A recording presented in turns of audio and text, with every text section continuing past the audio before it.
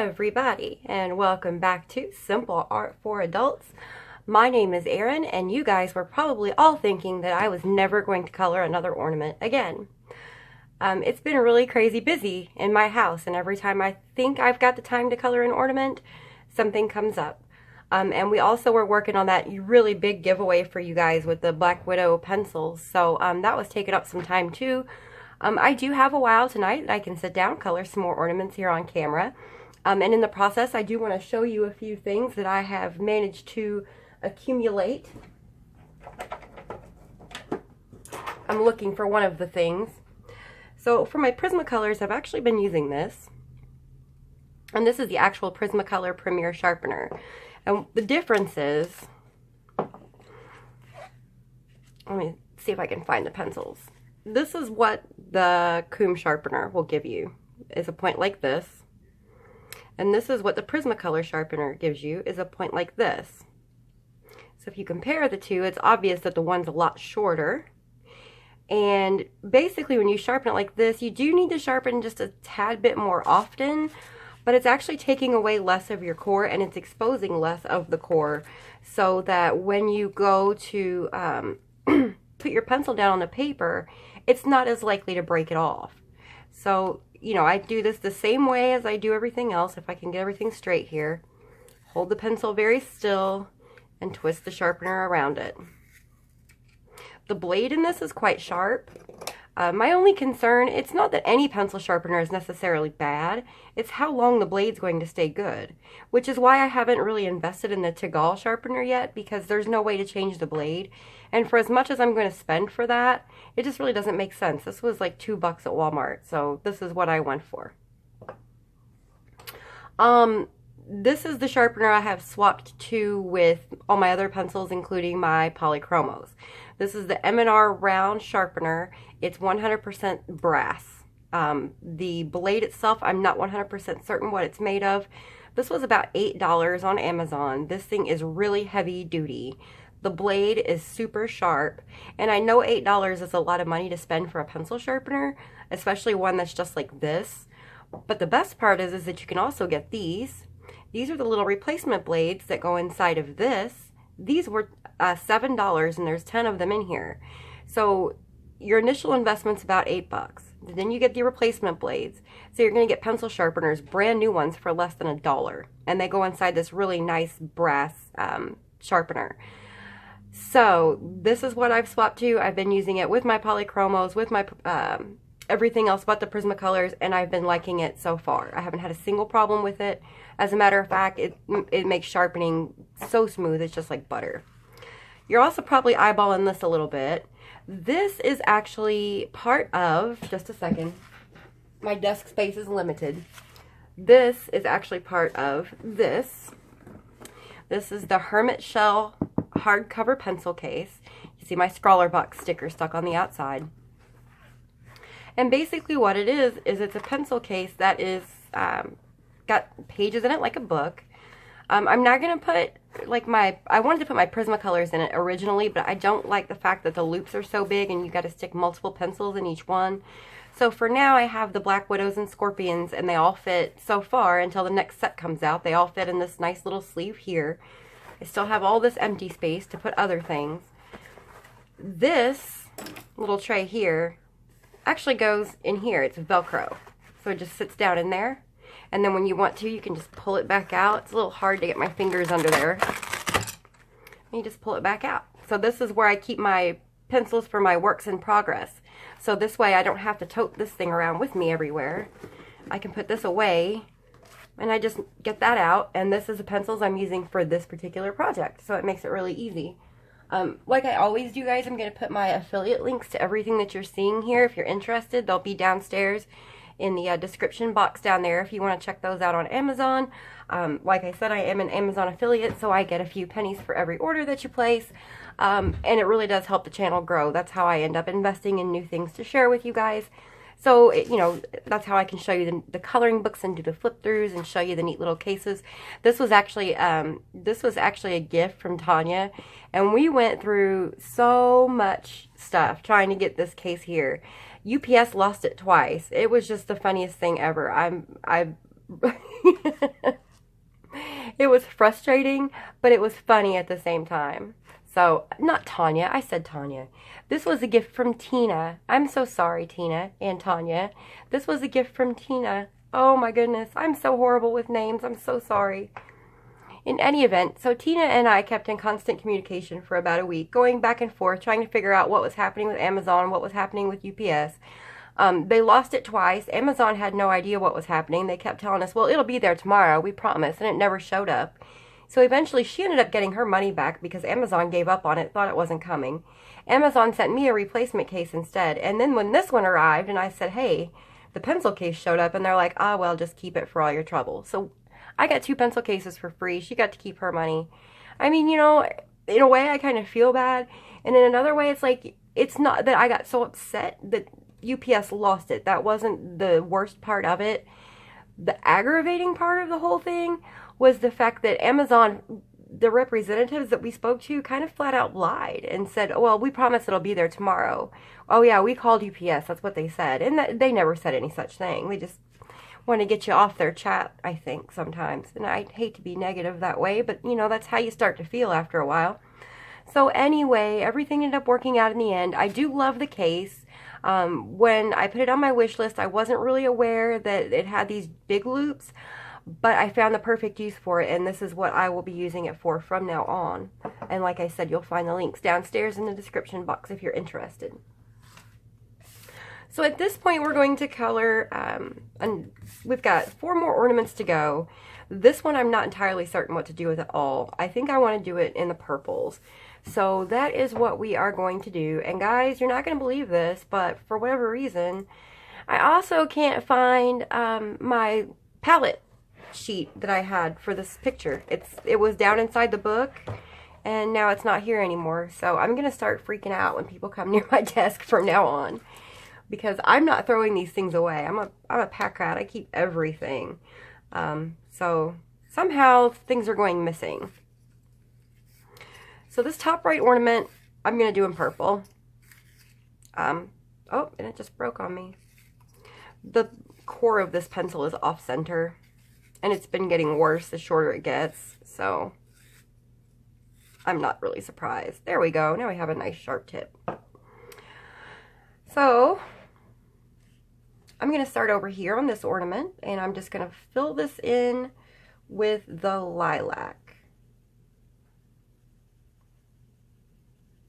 Let me zoom this in for you guys. So now that I've shown you guys all my stuff, we'll actually dive into coloring. And I'm just doing a light layer with the lilac. And this is a rather intricate ornament. Intricate? I can't speak today. I'm avoiding these little strips here. I don't want to color those. And we're also going to have to put purple down in this bottom row also at some point. We don't have any down there. I think this one we're going to do purple and the carmine. I think that'd be pretty.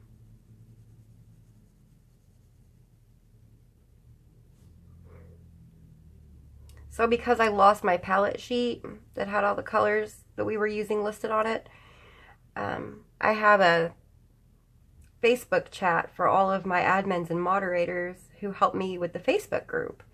And I had to send them a message and say, hey guys, I can't find my palette sheet. Can you guys help me out and tell me what colors these ones go with? Because I can't remember. Unfortunately, they were able to help me out. So I do want to thank you guys. I do appreciate it. Thank you so very much. Okay, so this part's going to be purple, and then we're going to have the outside edge. So I think I'm going to do a coat of the light violet in these little spaces, and I hope that you guys, I hope I'm zoomed in close enough that you guys can see which spaces I'm putting this lilac in. I think what I want to do is make this part look almost hollow, and I'll show you how I'm going to do that.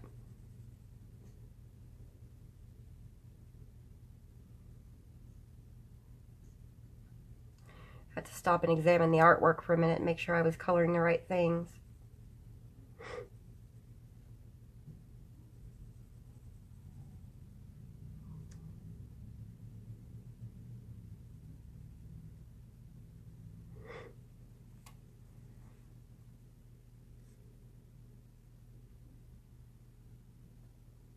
Okay, so all those little spaces are going to be the lilac. So then all these, oh, I forgot these little holes right here. Get those. And those can be another color. Then, let's see. We'll do this in purple also. This little ridge or whatever it is around the design in the center. And probably what I'm going to end up doing is going back and making this a darker purple, just so it stands out a little more. We'll see what happens.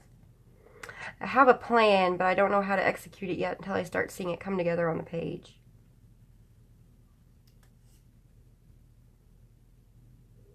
We seem to have saved the most intricate ones for last, which is okay, I don't mind. And then we'll do this little bit and this little bit.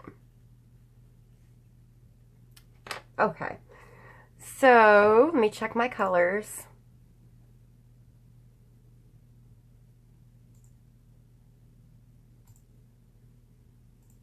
Alright, so now we have the dark purple and the indigo blue.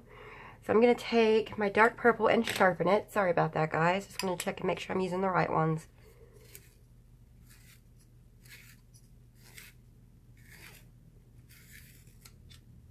Alright, so dark purple.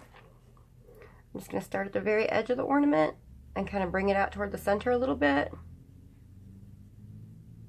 I'm using very, very light pressure so that I can blend that lilac back over the top of it. And if you see like a visible line between the colors at first, that's okay. As long as you haven't used heavy pressure with it, you're going to be able to go in and blend it out just fine.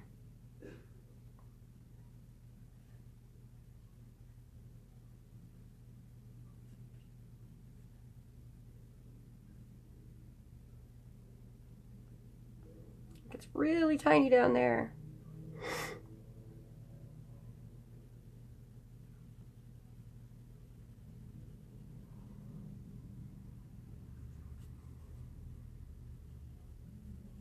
Again, guys, this is just my first layer, and when I'm doing my first layer, I'm not worried about it looking, you know, like a masterpiece or anything. I say this all the time. This is just to get the color in, to make sure I like the way that it's going to look.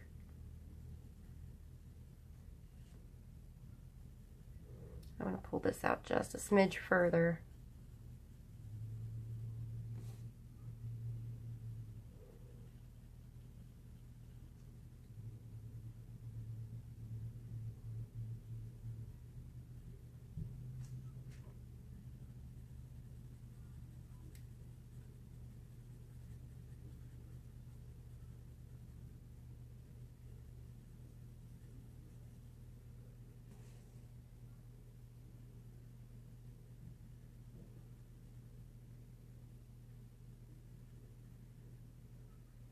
Alright, we're going to get right up under this because of course there's going to be a shadow there. Okay, so there's our layer of our dark purple. And then I'm going back in with indigo blue, which was our darkest color. And I'm just going to kind of go around the edge. I can use a heavier pressure because we're not going to put anything else here. So basically this is just like an outline. And I'm going to come back over this with the dark purple. And we're going to layer on top of it so it doesn't look blue. So you do, if you're going to use heavy pressure, feel free. But don't use such heavy pressure that you're burnishing your paper and squishing the tooth, because you do want to be able to get that next layer on there.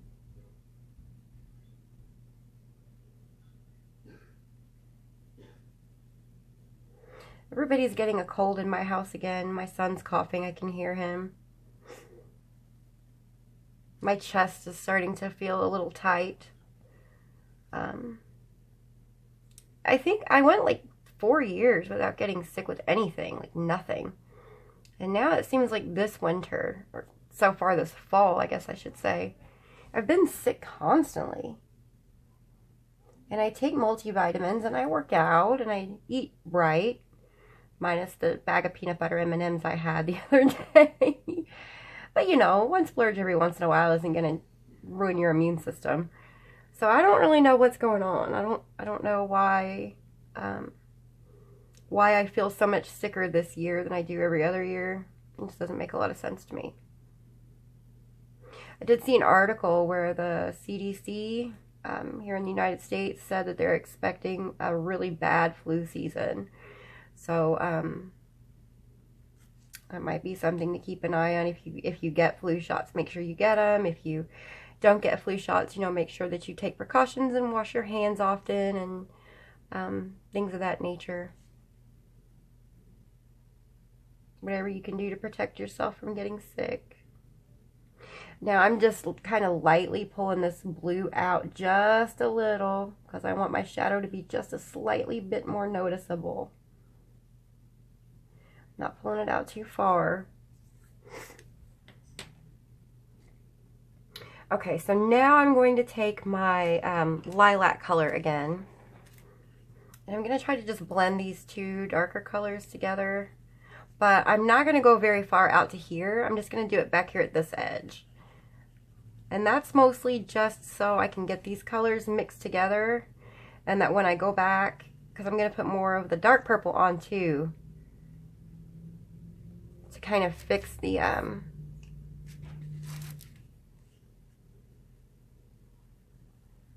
so we have a nice gradient, I guess I should say. I can't think today. So we have a nice gradient. And before I do that, I want to make sure I have all this blended nicely. So basically keep your light purple at this point, your lilac, keep it as close to the edge as possible just to blend the dark purple and the indigo together. Because we want to save the tooth for on the paper. There we go. Okay, so now back with dark purple one more time. Again, we're going to start out here at the edge and just lightly pull it down out toward the lilac.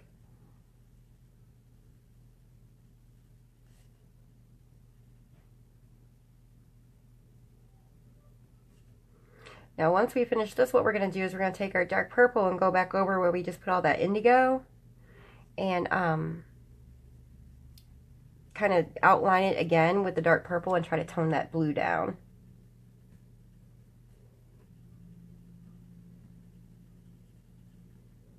So something that I learned, now I knew already that you can mix your complementary colors together to get shadows. So like if you mix two complementary colors, so let's say that you're coloring a leaf and you want to put a natural looking shadow on your leaf without reaching for brown or gray or something that might look flat. What you can do is use the complementary color. So if you want to add a natural looking shadow to a green leaf, you would reach for a red pencil, and it seems counterintuitive, but it really does work. Something else that I've learned is that when you do even lighter layers, when you're not adding a whole lot of that complementary color, you can tone a color down. So if you're coloring skin and your skin ends up looking yellow, then you can use a light purple to tone it down. If you layer just a tiny little bit over it and you layer, you use very light layers and only 1 or 2 layers of the purple. I have not tried this, so I can't say for certain whether or not it works. But I was watching Lisa at Lockery Fine Art on YouTube. I just absolutely love watching her. It's crazy some of the things that she makes, and she gives some really good advice. I don't agree with her on some points, but most of them I do. I'm going back in with my lilac again. I'm starting at the edge and just mixing everything together. So I do agree with her on most fronts. Most everything she says I agree with. And that's what she said. She said if you're doing a portrait and your skin tone ends up looking too pink, that you can go in and add some light green, and that'll tone it down. And if your skin tone ends up too yellow, you can go in and you can add some light purple to tone that down. And the way she said to think about it was like applying makeup. And it's why some of the concealers are tinted, either green or blue or purple, because it helps to cover up the discoloration in your face. And it's much the same way when you're doing colored pencil, when you're doing portraits. You use the colors much like you would makeup, which wasn't something I'd never really thought about before. So I found that pretty stinking interesting. All right, so now that that's finished, I'm going to take a blender pencil because this is pretty harsh over on this side. I went a little too heavy, so I'll take a blender pencil to that. But before I do, I'm just going to go back over this blue one more time with my dark purple, and this is just an outline. Just covering up where I put the indigo so it doesn't look so blue.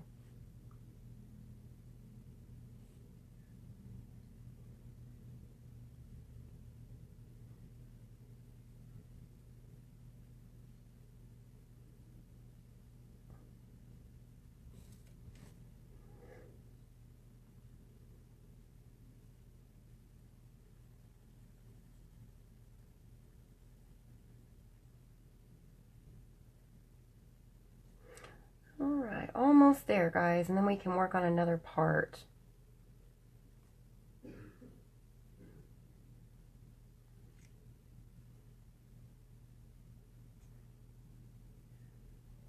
There we go.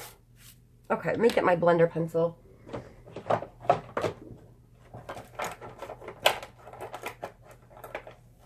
And there it is, guys, the rummaging. I know you like the rummaging. Okay. Actually, for the blender pencil, I'm going to use this. I'm going to use this sharpener because the core is stronger in the blender than it is in the regular Prismacolors. So we'll show you how easily this sharpens. So like I sharpen everything else, you just slide the pencil or the sharpener over the pencil, hold the pencil still, turn the sharpener slowly. And because I started with a blunt tip from the other sharpener, this is probably going to take a few tries. That's perfect.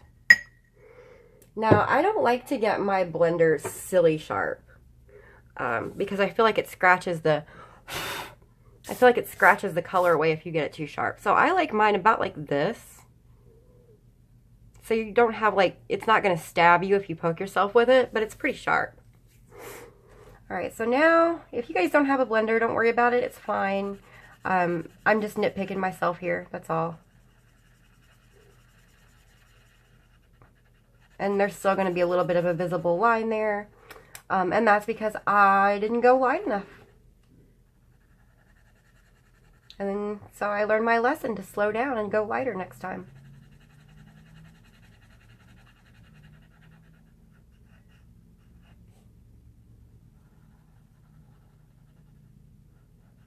This is also going to help me get rid of the blue tint in the indigo a little bit more.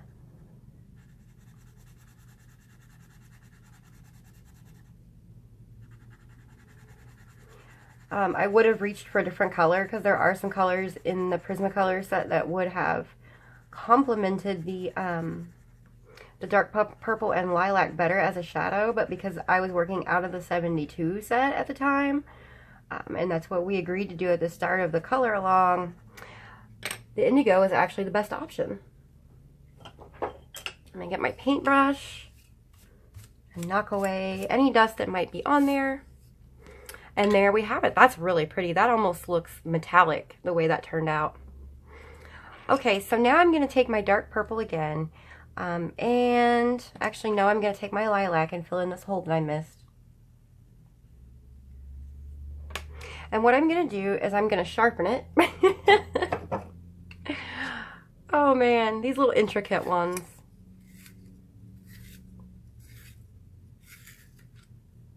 And it ate my tip.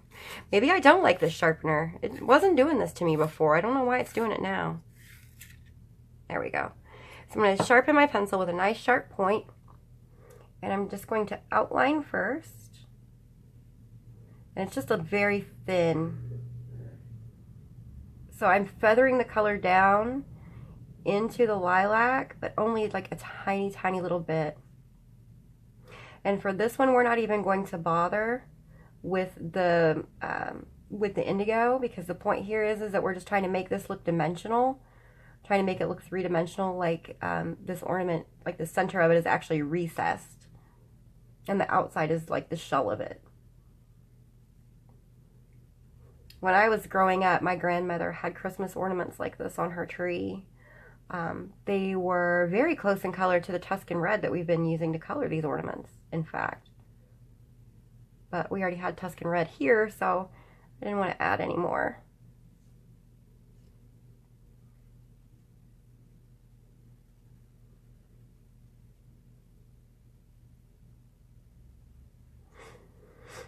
So I'm going to be posting a link, or not a link, I'm going to be posting in the Facebook group a little bit later once I've finished the video recording for the night.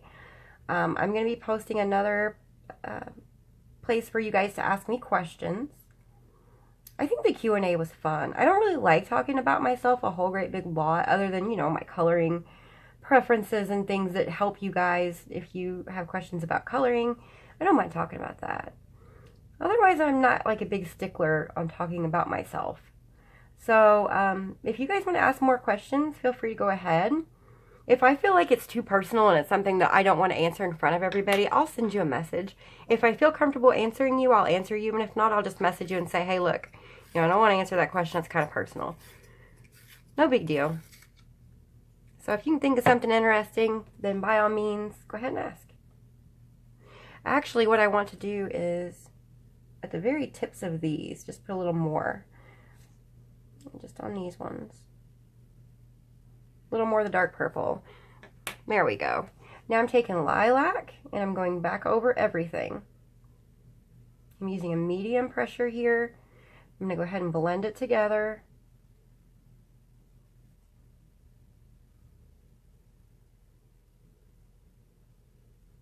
Since we're not going to use the indigo, there is absolutely no reason to continue to layer these colors. We are using Prismacolor after all, and that is what they are best at, is putting down a lot of color really quick.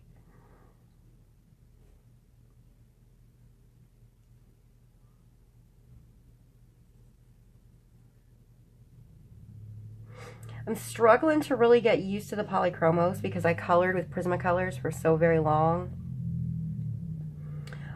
With the Prismacolor set, and it doesn't have anything to do with the differences in the actual pencils, it's the differences in the way the color palettes are arranged. With the Prismacolors, if you want a really super light blue, you have a really super light blue that you can use. In the polychromos, if you want a really super light blue, you have like a couple options, but nothing like the Prismacolor. And the only way that you're going to get some of the really super light colors with the polychromos is to just push really lightly on the pencil.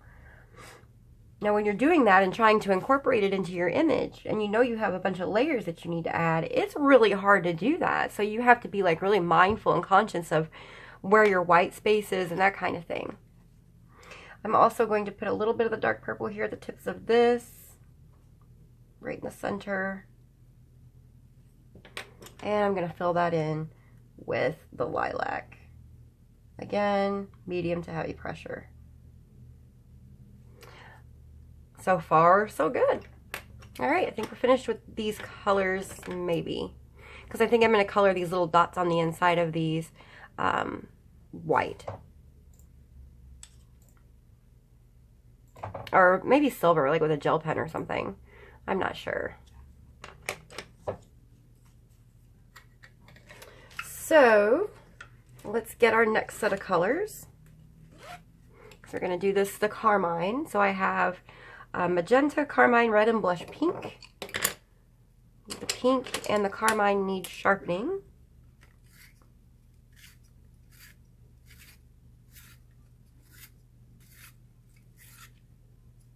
There's the pink nice and sharp.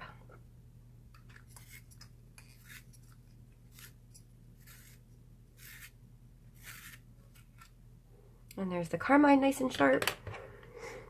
And the magenta looks okay, but I'll go ahead and give it one little whirl in here anyway. There we go. Okay, so what I'm going to do in this case is I'm actually on the outside edges here. I'm actually going to start with the carmine. I'm not even going to bother with putting pink down. I'm just going to start with the carmine and do a light layer really quickly first.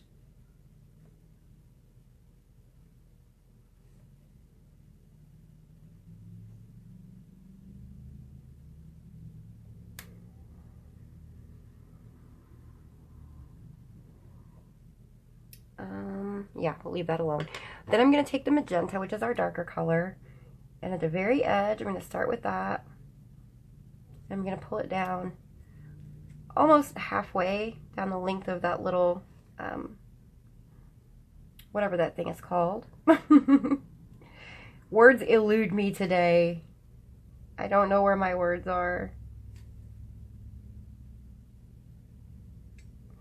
And then with the carmine, I'm just going to go back with heavy pressure and blend those two colors together.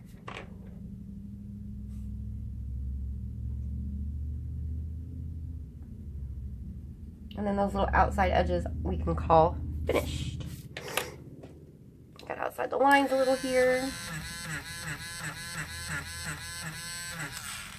Okay.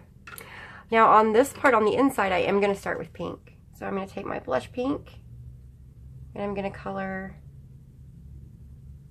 this part pink.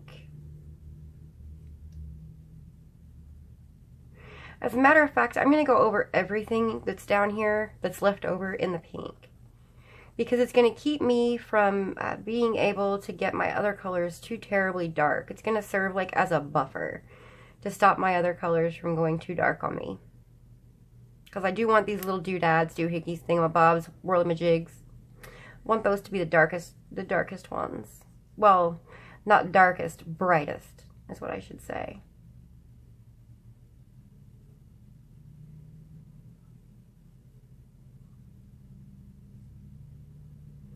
Using light pressure with the blush pink and just filling in all of these little things. I'm just coloring over the dots in the center too, because like I said, I'm going to come back in with a gel pen, so it doesn't really make any difference.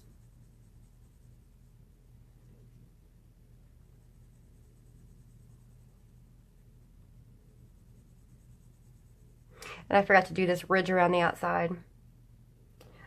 Why is it every time I get on camera to color something, I forget to color something? Every single time. It never fails.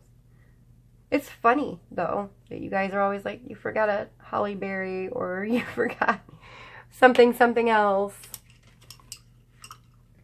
Again, like we did with this, what I'm going to do is take my dark purple, and I'm just going to go around the very edge of the center.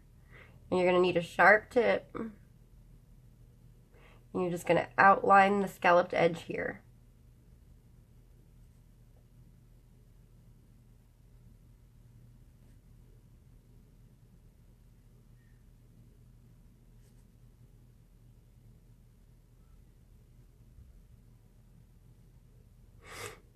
And then once again, we'll come back in.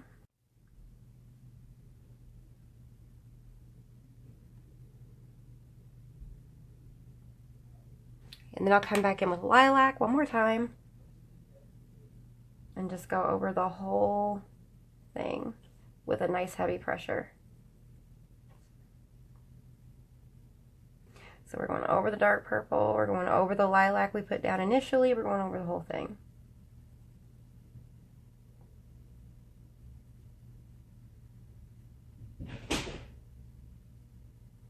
My children are making noise. Sorry about that as well. I was talking with some people earlier today about how hard it was to make YouTube videos when you have kids running around. And I have teenagers, so it's easier for me, but I could imagine. I couldn't imagine trying to do this when my children were very young. My children are all almost exactly 2 years apart, all three of them. So at one point in life, I had a 4-year-old, a 2-year-old, and a newborn. When people say, you have teenagers, you don't know. Well, look, you know, I did my time, guys. I really did. I did my time. You try going to the grocery store with a 4-year-old, a 2-year-old, and a newborn once and see. And I'm sure some of you have. Heck, I'm sure some of you probably take your grandkids that are at that age to the grocery store too. I don't know. The way I feel now, I don't know if I'll be able to do stuff like that whenever I have grandkids. My eyesight's going, my hands cramp up, I get arthritis. It's like, man. My left knee likes to give me trouble. I was in a car accident in 2016, or 2006, I mean. And well, to make a long story short, I can't talk today. My left knee was trapped between the car door and the steering column after the accident. And they had to like cut the car door off to get my leg free. And it tore it, like I didn't have a single broken bone. So, you know, it wasn't like a horrible thing or anything like that, but I did have my kneecap was out of place, and I had torn ligaments and stuff around my knees, and so I couldn't walk on them on that leg for a long time. And you know, eventually it healed, and I did the physical therapy and stuff like that, but it's still like sometimes when it's getting cold outside or it rains, it still will act up every once in a while still. So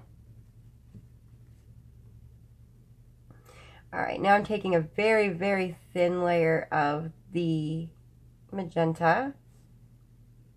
So we did the pink all around, then we did the carmine. Now I'm doing magenta. And I think I'm going to pull that carmine out a little further with my next layer, because I don't think I took it out far enough.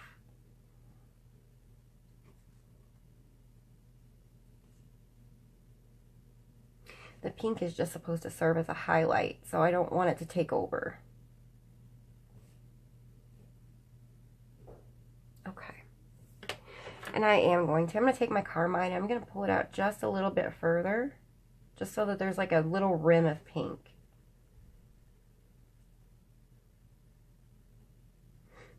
And this is easy to do. We're just using light pressure, small circles, and going all the way around this little, whatchamacallit, thingamajig. What do you guys say? I say thingamajig or thingamabob. What are your all's words for something that you can't remember the name of? I think that would be an interesting question to ask you guys.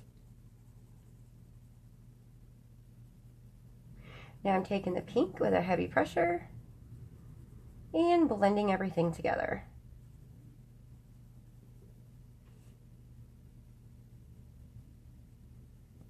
Now we're not going to have much room for blending and making things look 3D on these little pieces here in the center, except for the ones in the very middle. We can do stuff with that, but as far as this goes, we don't have much room. So I think for those, I'm going to just go over all the pink with the carmine.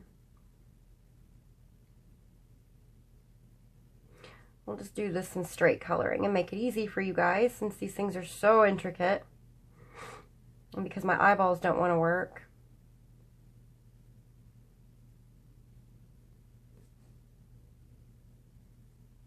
And honestly, just because I think it'll look better, so.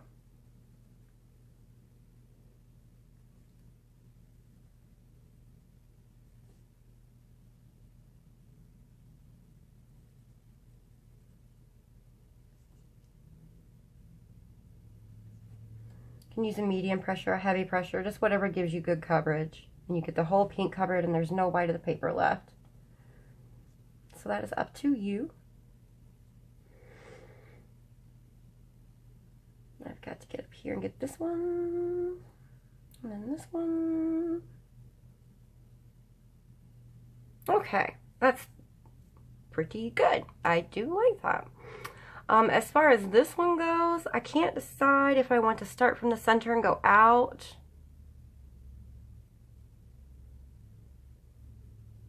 Yeah, I think that's what I'm going to do. I'm just going to start down here at the center of each one of these.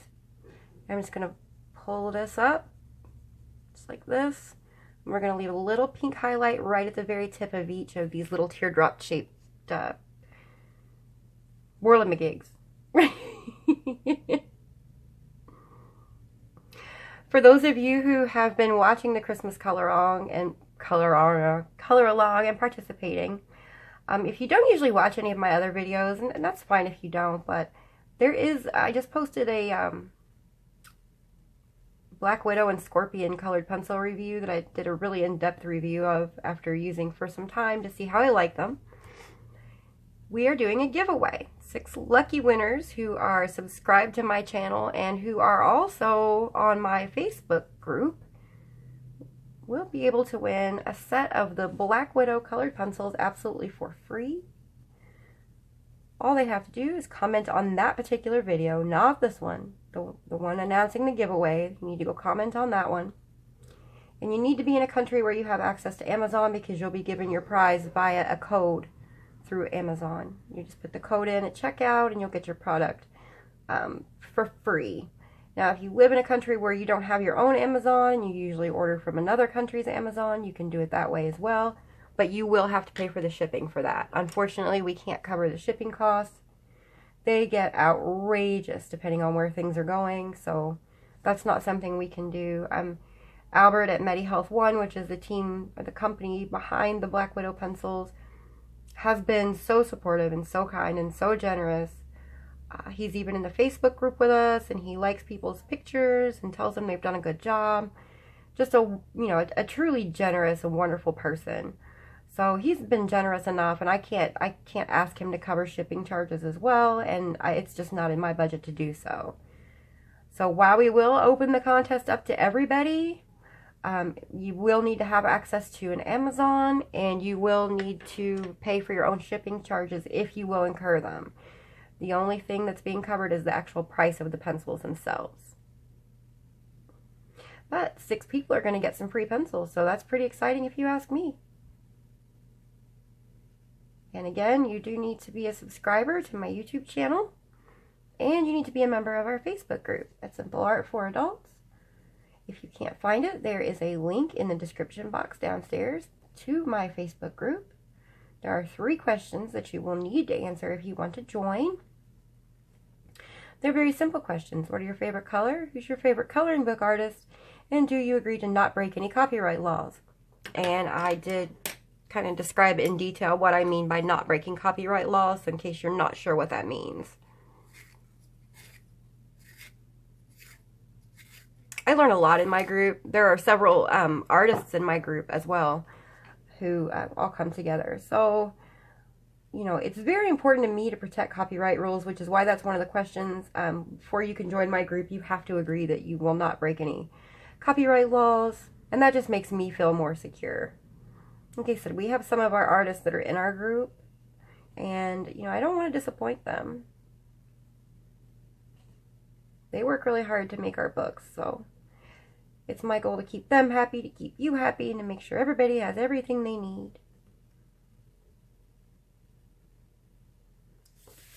Guys, I'm pretty impressed with it. I think that's really pretty. I like purple, though, so I'm partial. Okay. Fishing out gel pens. So I have a gold, a bronze, and a silver. And I can't decide if this one over here is silver or not. Ooh, that might be the clear sparkle, so I don't want that one. What I'm going to do is I'm actually going to take my gold metallic Prismacolor pencil and fill in these little holes with just a black color, heavy pressure, straight coloring, no blending. Just put the color down.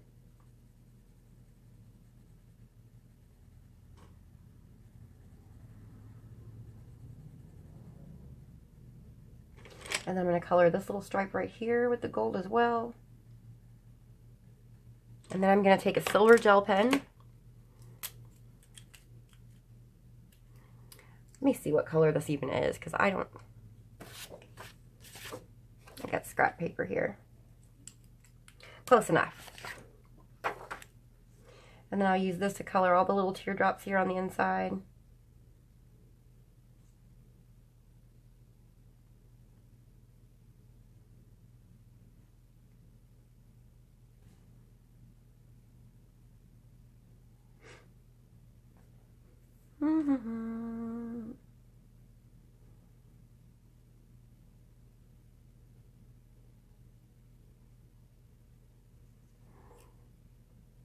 Like that. And then up here.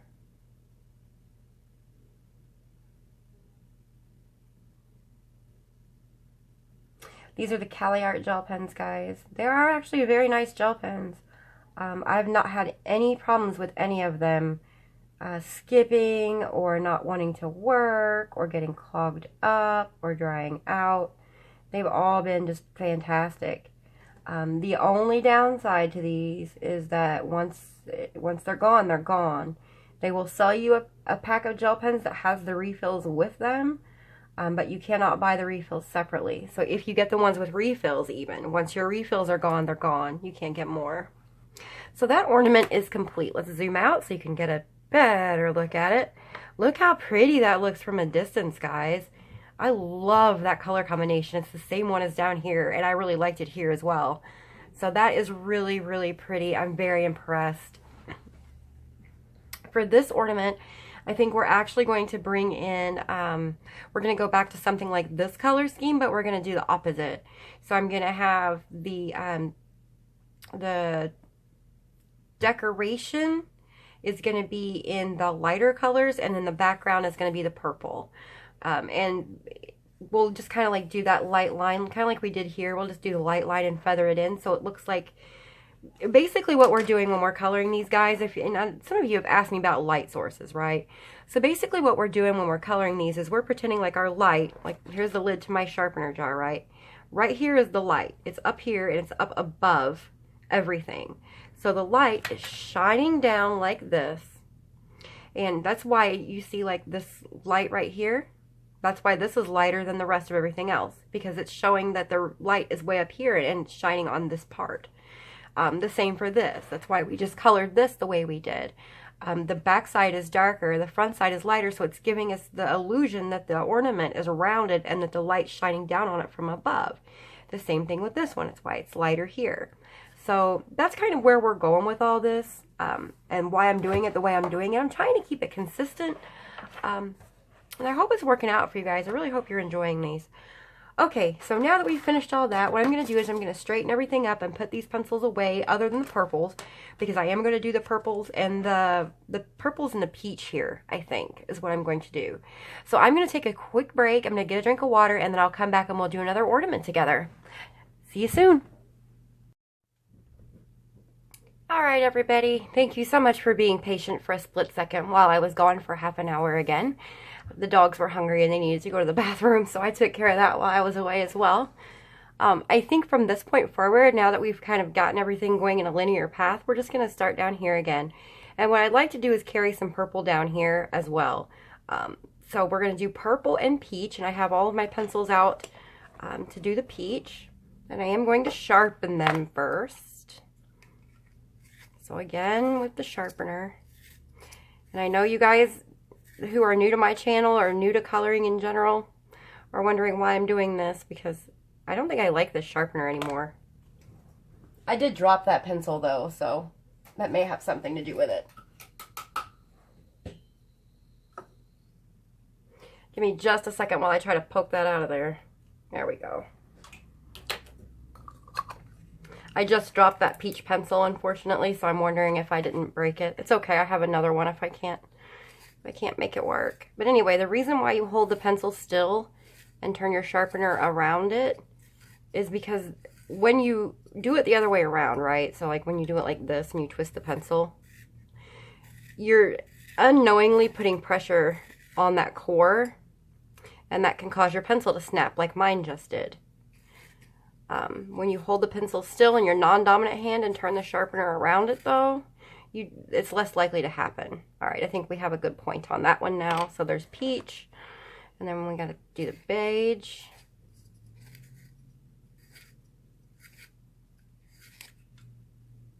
There's beige.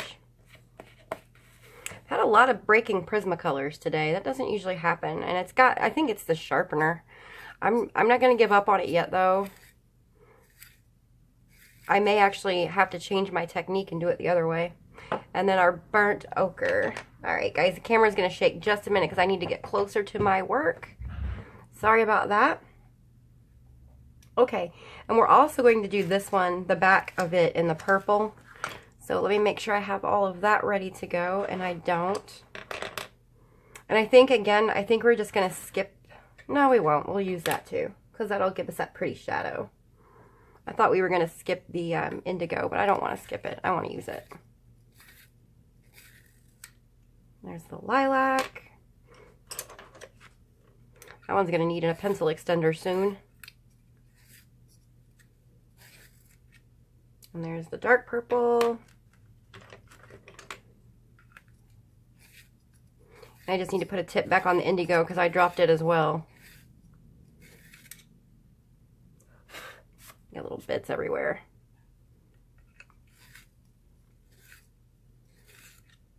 All right, and there's the indigo. So we're going to start again with the background, and I'm going to go in with my lilac. And with a very light layer, I'm just going to color everything that isn't part of this little series of decorations here.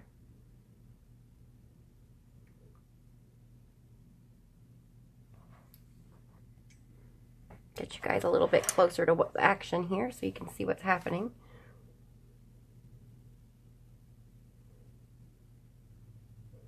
Yeah, so I took a break so I could go get a bottle of water and go check and see how the kids are doing, because like I said, my son hasn't been feeling well, so I wanted to go see how he was doing.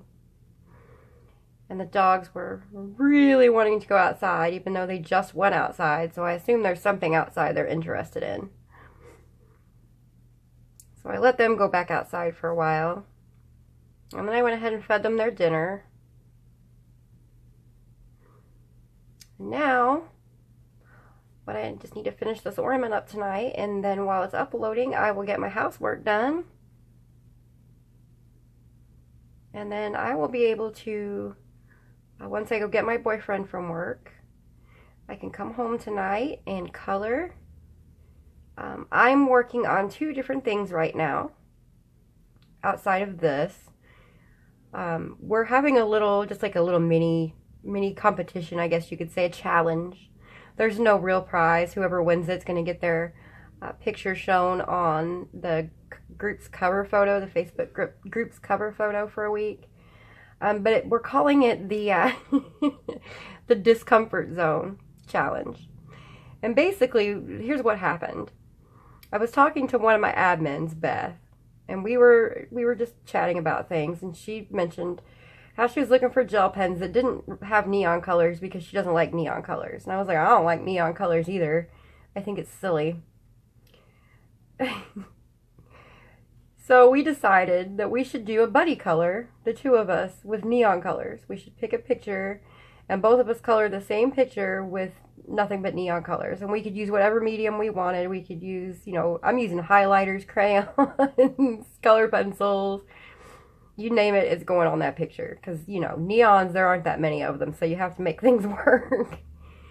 So it turned from that, we decided, well, let's turn this into a group challenge. Let's ask everybody in the Facebook group to pick something that they normally wouldn't use or color in or color with, and ask them to step outside their comfort zones and do it too. So from now until, I can't remember what day I said, the 17th, I think, of December, you can color a picture, like if there's a color you don't like, if there's a particular art style you don't like, something like that. Color it anyway. I mean, if it's going to give you a lot of anxiety, obviously don't. But, you know, if you can do it and be lighthearted about it, go ahead and color it. And then there's an album with the contest name, the Discomfort Zone Contest, in the Facebook group. So just go over to that album and make sure you put your picture there. Don't just post it on the wall of the group. Put it in the album. Because my kids are going to be the ones looking these over. Then the 2 that are going to be judging it are 15 and 13.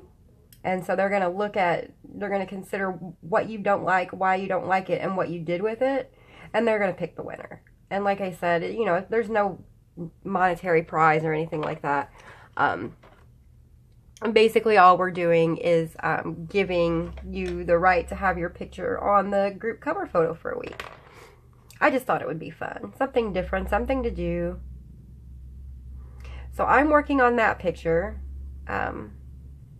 Beth and I both chose an image from Deborah Muller. It's a mermaid. I can't remember the name of it right off the top of my head. It does have a name.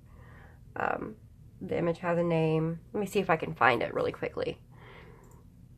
Make Waves, I think, is the name of the picture. So I'm working on that. I didn't get a whole lot done with it today because I knew I had to do this, but I did get some colors down, like kind of base colors. So my mermaid, she's going to be neon, and like the highlighter neon yellow.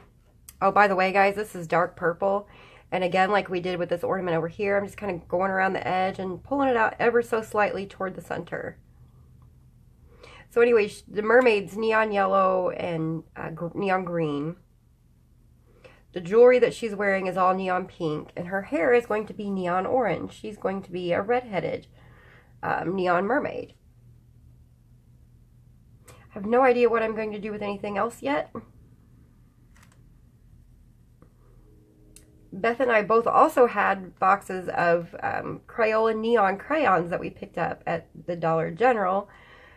We didn't plan this either. It just kind of happened that way, that we both had purchased some recently.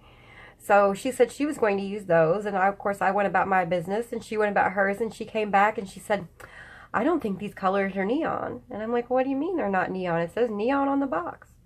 Apparently Crayola puts their carnation pink and sky blue colors in the box of neon colors. How they decided that those colors are neon, I will never know. But apparently, according to Crayola, those are neon colors. So she says, well, I'm using them. I said, well, if they're in the box that says neon, use them. It's not cheating if they're in the box that says neon. So I don't know what I'm going to do yet. I think I'm going to use crayon for the background, just to make it go a little more quickly. And then I'm going to use neon gel pens, because there's stars in the background that the artist has put in. So I'm going to just color the background with the crayons and then go over those stars with some kind of neon color. Haven't decided yet. But I think it's going to be really fun. I've been a member of the Deborah Muller coloring group on Facebook for a long time, but I've never colored any of her pictures. So I was kind of excited. And that was Beth's idea too. And she actually chose the picture. And I think she did. I think she chose well. Honestly, because it's not something that I would ordinarily do. I mean, it's not that I don't like her art. It's just that I don't have any of her books. Well, I have one now. Somebody gifted me one of the Christmas ones. So I do have that. And I've been eyeballing it lately. I think once I get this challenge done for the Discomfort Zone, I'm going to actually pull that book out. And my entry for A Colorful Life and Sweet Nightingale 1973, Sharon and Anne, they are actually hosting a Sweet Colorful Christmas, where you can color any picture in any book with anything you want, as long as it is Christmas, holiday, or winter themed. And so I think I'm going to do mine out of the Deborah Muller book to enter it into that. And she told me that I could use this one since it's Christmassy, but I'm like, well, that's not fair. I'll do something different. I'll do something special for your color along. So does anybody have a favorite picture out of that book, maybe? Let's see. It's this one. It's Christmas Magic is the one that I have. This was gifted to me by Opal out in Hawaii. She sent me a care package, and it was like the sweetest thing ever. By far one of my most favorite gifts.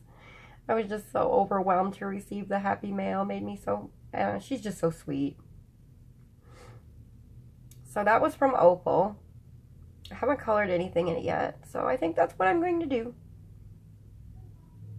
I went back in with my lilac here in the center part because I didn't realize that it was hollowed out.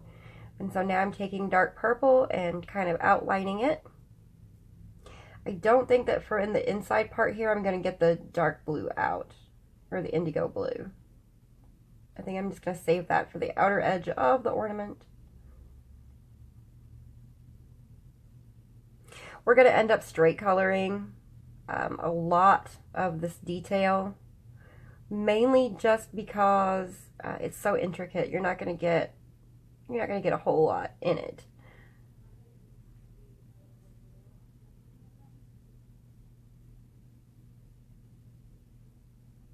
If you hear yelling, my children are in the next room playing a video game together. My almost 16-year-old daughter and my almost 14-year-old son are playing a video game together. The world may be ending. They're doing something together.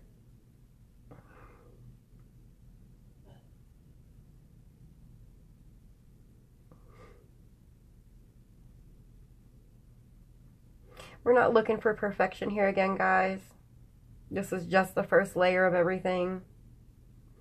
I'm just going around and outlining this. There we go. All right, now in order to avoid the mistake I made with the other ornament, I'm going to use the lightest touch I can muster and pull this dark purple down just a tiny little bit more.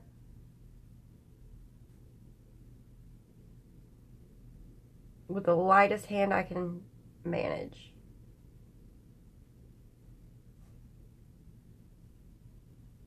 And basically I'm draw like an imaginary circle so that I know how far to pull the purple up in all the different spots to get around all these little decorations.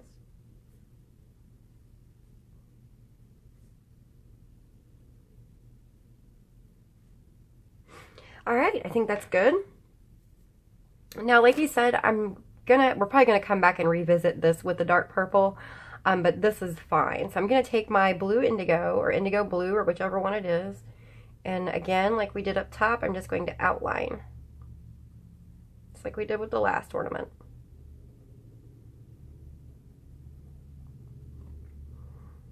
Can you guys tell purple is my favorite color? We just didn't have any purple yet in this row. And now that we're getting to the end of this project, it's getting kind of hard to decide what to put where.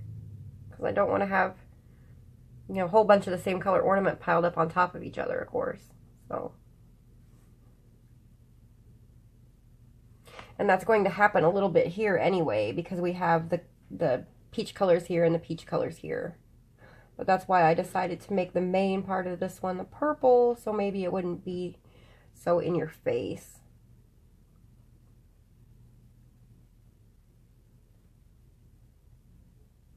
So how many of you guys got your Prismacolors during the Black Friday sale? Your very first sets of Prismacolors, or your very first 150 set anyway. And what are you thinking about them so far? Do you like them? There are people who will tell me I'm crazy, but I think that some of the Prismacolor pencils are much harder than other ones. Like this indigo color is not nearly as soft as either of the purples. And I know I'm not imagining it. I know I'm not as crazy as people want to make me out to be. So has anybody else that's recently gotten the Prismacolors or who uses Prismacolors, do any of you guys ever notice that some of your pencils are harder than the other ones? If you agree or disagree, let us know. Hopefully somebody agrees so I don't feel quite so crazy. Okay. Now what I'm going to do is I'm going to go back with my dark purple.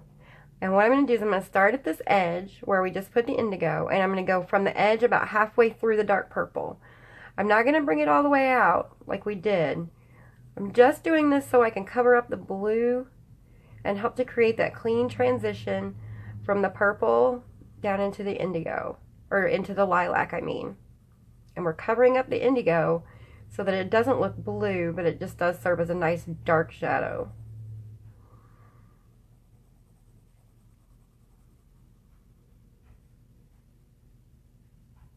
And we are leaving, we're not bringing this down, like how I went around and kind of with a really light hand brought some of this purple out. I'm not coming that far down this time around, because that's going to help when I go back and put the lilac in. There won't be that harsh line between the two colors like I got up at with the other one. Again, guys, a lot of doing things like this, when you color, it's just about, you know, forethought, thinking about what's going to happen beforehand. And to be honest with you, I still struggle with it. There are still days where I'm just like, I have no idea what to do.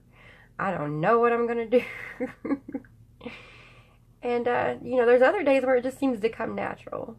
So if you're a new colorist and you're just getting started and, you know, you seem like you're having a hard time trying to figure out what to color with what and, you know, where to put certain colors and how far to bring them out to get a pretty blend, don't panic. It comes with time, and it's something that kind of remains a challenge for a lot of people, myself included.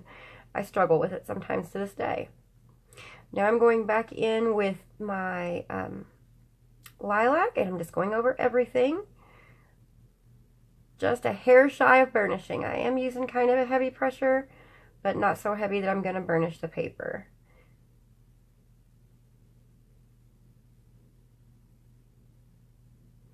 And I'm going to sharpen a few times in this because the spaces are so very tiny trying to get in there.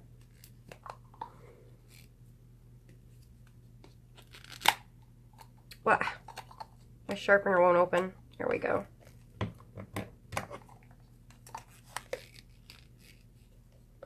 There we are. Struggling with the sharpener, guys.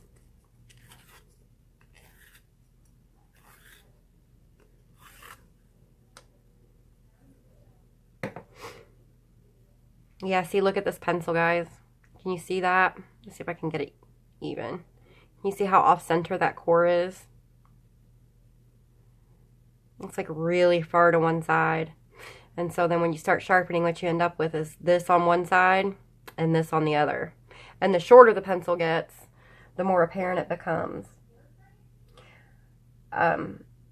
Lots of people are like really unhappy with Prismacolor. They're like even the Prismacolor groups, the groups based on Prismacolor colored pencils are just absolutely losing their minds over Prismacolors. And you know, guys, in the United States anyway, and I'm not going to speak for other countries because I know Prismacolor is a lot more expensive in other countries. Here in the United States, we still get a great price. Even if I have an off-center core in my pencil, and look how much of it I've used. That's, what, 2/3 of it? So, it's not like I didn't get use out of my pencil, and I got it for a fantastic price. So, I'm not going to complain too much.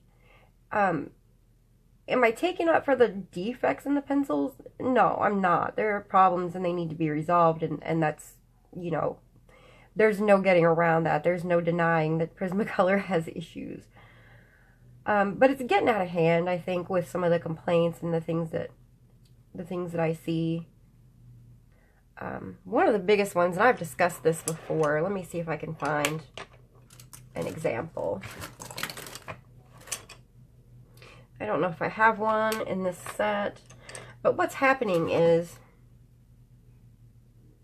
when pencil manufacturers make these pencils, what they do is the core is like it gets sandwiched in between the two halves of the barrel, right? So the barrel is divided in half long way, like this. So in a machine, the barrel comes in two halves and the core goes in the middle and the pencil gets sandwiched around it. So you have to remember a couple of different things. Number one, wood is porous. So it will react to things like humidity and moisture in the air. So when it's really humid, your pencils will slightly swell. And when it's really dry, they will contract. And that's just life, and there's not much you can do for that other than keep your pencils in a humidor that you'd store a cigar in. I mean, and that's the honest to goodness truth. So what's happening is that these pencils, as they contract and expand and contract, where the lacquer goes around the barrel, where the two sides of the barrel meet each other around the core, the paint is like flaking off and cracking a little bit.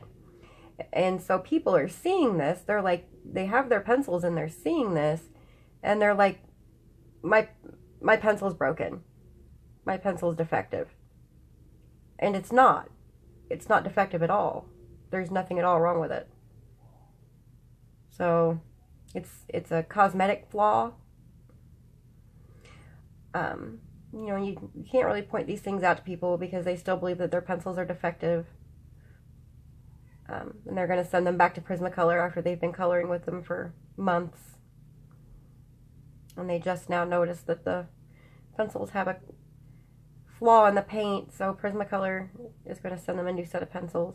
Which, it worries me. I mean, if people want to do that, I guess that's their prerogative or whatever. It's not my place to say no, but it worries me that people, when they do things like that what's going to happen is that Prismacolor, as a company, is going to catch on. And they're going to start thinking that people are just sending their pencils back because they're, you know, you've been using them for 3 months. A lot of them are going to be pretty well used. And so they're eventually going to catch on and think that people are doing it just to get a new set of pencils. Because, like I said, once again, there's really no issue with the pencils themselves. It's cosmetic. It's a cosmetic flaw. So it concerns me that for those people who really do have issues with their pencils and who do get pencils that are cracked, or pencils where the core slides all the way out, or pencils where they're so off center they're impossible to sharpen, it concerns me that things like this are going to cause the Prismacolor customer service people to just say, you know what, no, we're not replacing them anymore, you're stuck with it.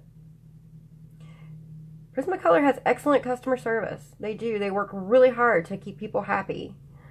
And like I said, it worries me. But I guess we'll just have to see what happens. Sorry for my rant, guys. I kind of went on about that, didn't I? Alright, so all of that purple is done. Now I'm coming back in with dark purple, and I'm going to extend this part out just a tiny little bit with a very light hand. Just enough to make myself a little bit of a shadow.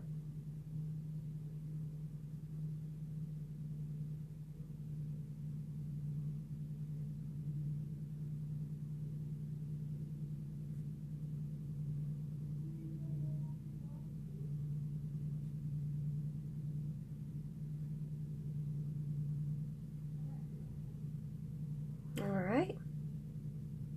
Now, as you can see, I'm not doing all the sides.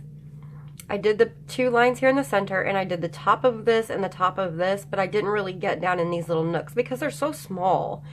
I don't think it's going to look right either way. And then I'm going back with my lilac, and again with a medium to heavy pressure, going over the whole thing.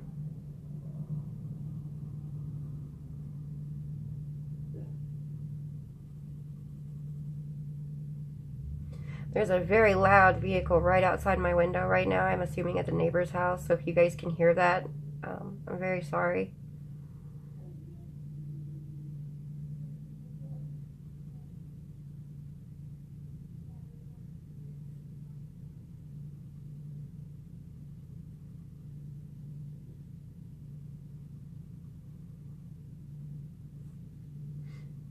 All right.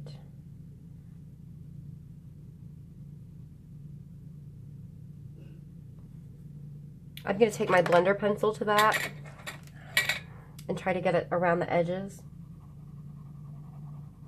and just kind of mix these colors together a little better.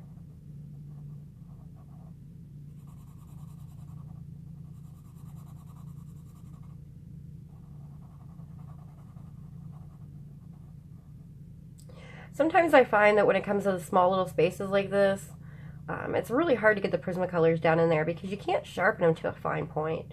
But what you can do is sharpen the blender pencil to a fairly fine point. So if you can get your color down in there pretty close, you can use the blender pencil to kind of finish it out. Alright, so there's that part. We are all done with that.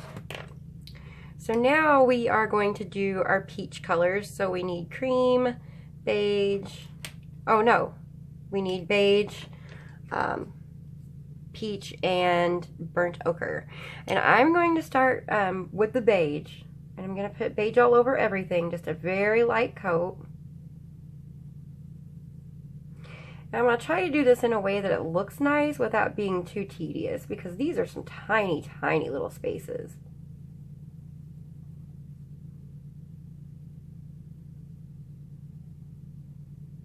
And again, guys, if you all are doing this color along, or if you're just now seeing this and you're ready to jump in and get started, this is a color along. You know, by far, this is like the 6th or 7th part I have to count when I upload it. And I'm doing this so that those who want to follow along with what I'm doing can do it. You're not obligated to do what I'm doing. You're not obligated to use the colors that I'm using. Not in any way. I'm not going to get mad at you if you don't use the same colors I use. Feel free to choose your own color palette and just color the way you want to color while you listen to me ramble on about nonsense, if that's what makes you happy. It makes me really happy to color and listen to people ramble on about nonsense on ColorTube. It really does. It's one of my favorite things to do. So, I don't always follow along with As a matter of fact, I don't really participate too much in like tutorial style color alongs where people tell you what colors to use and where to put them and show you how to layer. I just don't do it very much. I like watching them. I'll watch Chris Chang, and I'll watch Julie's Passion for Coloring, and I'll watch Shirley XLY. I'll watch all of them. And I will love it, but I don't color the exact same way they do. It's nice inspiration for me though. So like if I'm not sure what I want a page to look like, I'll just go type it into YouTube if that page like has a name. So like, if it's a Hanna Karlzon book or something like that, or a Johanna Basford book, you're probably going to find somebody who's done it on YouTube.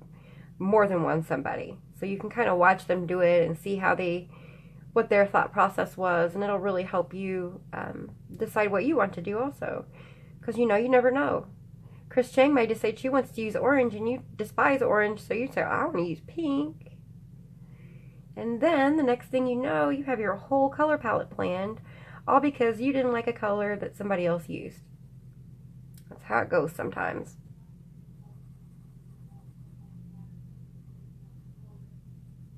Okay, now the outside of this is the darkest, and the inside of this is the lightest.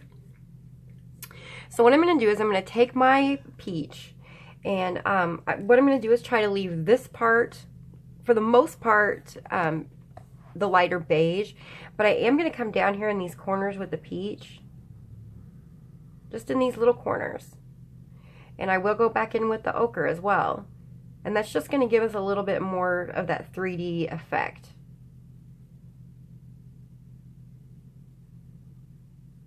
Alright, so now I'm going to go up here around the darkest edges with the peach.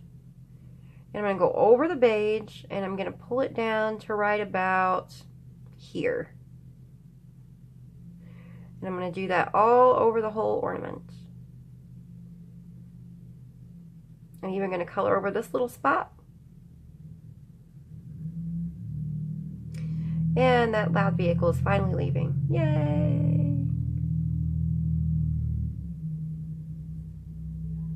I'm going to do these little loops also down to about the point where they meet. And then we'll come in with the ochre we'll come back in with the ochre and we'll add just a little hint of shadow to it. Not too much, just a little hint. It's amazing sometimes what the tiniest bit of pencil will do to make something really pop off your page.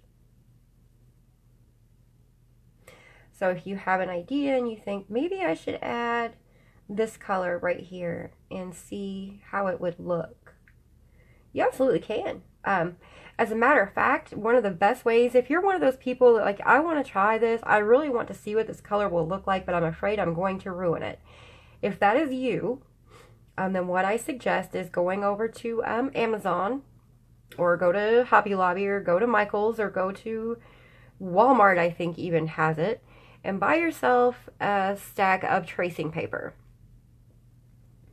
And you can take your tracing paper, which is like this, right?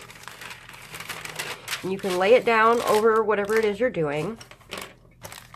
And then I bet magenta would look nice on the outside of this ornament.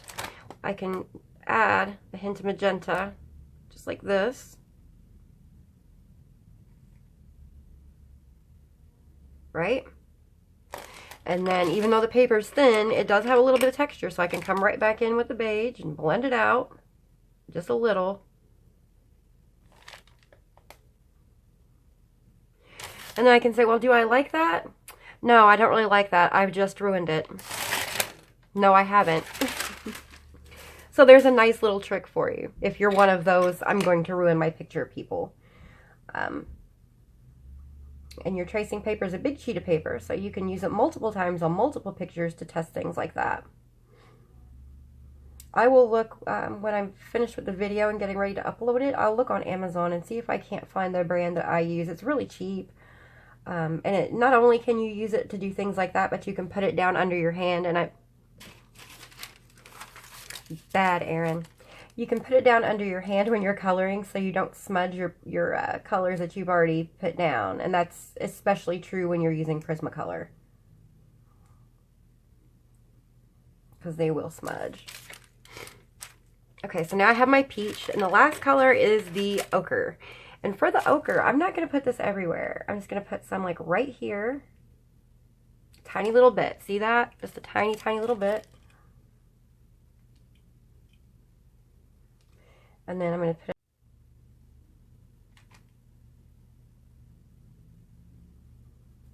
And then again here. It's about halfway down. And again here.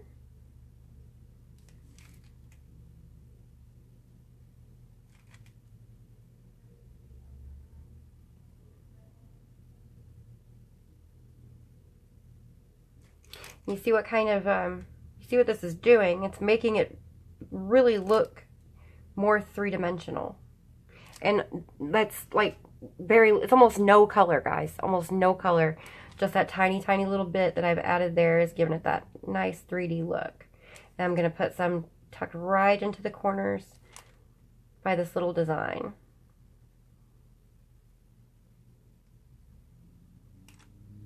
Okay, my next step is going to be to take my peach and to blend out the dark colors. So we're going to take the peach and blend the ochre out.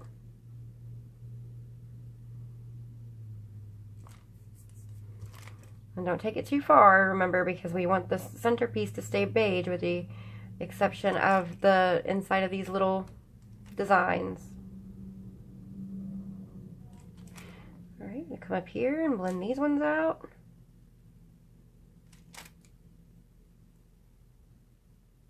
And I'm using a firm pressure to do this, because we won't need any more color.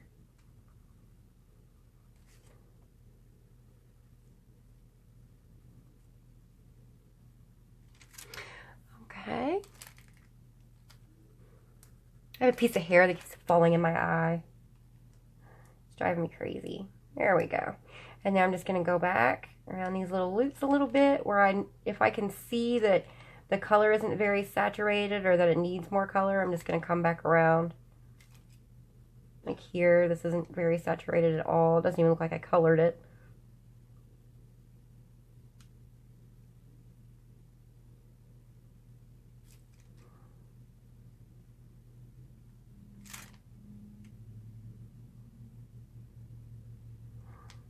Okay. And then finally, I'm going to take my beige one more time, and I'm going to start where the peach ends, and I'm going to use a nice heavy pressure. Now when I say heavy pressure with Prismacolor, you don't have to push real hard. A heavy pressure for a Prismacolor is like medium pressure for everything else. So it doesn't take much.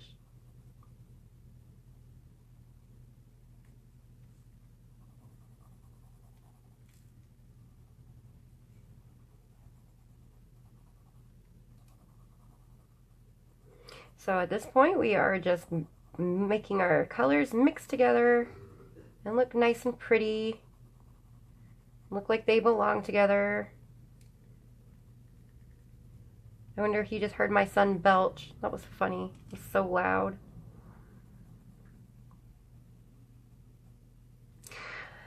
Aye, aye, aye. You get one of those big red on the air lights or something so they know to be quiet. I don't think they'd pay any attention to it anyway.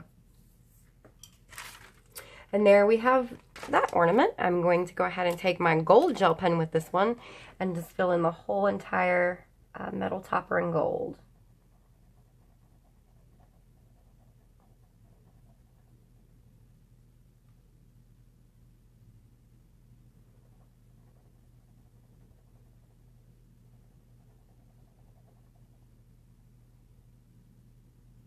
And there we have it. There's our second ornament. And that only leaves 2 more ornaments. So we have 1 more session that we need to do. And I promise it won't be as long for this one as it has been for the other ones. But there you go. What do you guys think? Do you like it? You think they turned out okay? I think that might be all the purple that we end up putting in this. Unless we use maybe a hint in this one. But this one definitely won't have purple. I think for this one we're going to do Tuscan red and green. Because we haven't done that combination yet. And I think it'll look pretty here. So, I have no idea. For this one, I don't know. We'll figure it out when we get there. Alright guys, thank you so much for tuning in and watching this installment of the 2017 Christmas Color Along in Johanna's Christmas. If you like this video, please give it a big thumbs up down below. It really does help me out a lot, because the more likes this video gets, the more people that will get to see it. And that helps my channel really grow, and I do appreciate that. Everything that you've seen me use in this particular video that I can remember as I'm doing it, I'm going to link to it in the description box below. I'm an Amazon affiliate, like I said earlier.